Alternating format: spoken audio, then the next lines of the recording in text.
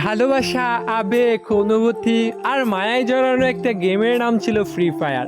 একটা সময় ছিল অবসর সময় কাটানোর জন্য আর বন্ধু বান্ধবদেরকে নিয়ে আড্ডা দেওয়ার জন্য সবচাইতে সহজ মাধ্যম ছিল এই গেমটি।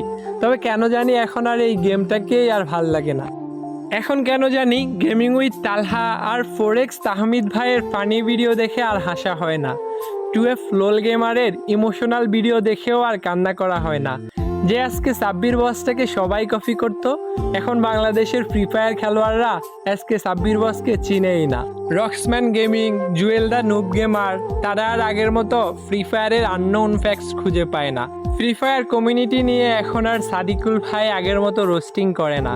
প্রো রুবেল আর বটলা নাহিদও আর এখন একসাথে গেম খেলে না। যেই নাইম আলম ভাইকে পুরো বিশ্বের মানুষে চিনত MP40 লিজেন্ড হিসেবে, সেই নাইম আলম ভাইকে এখন আর গেমে দেখা যায় না।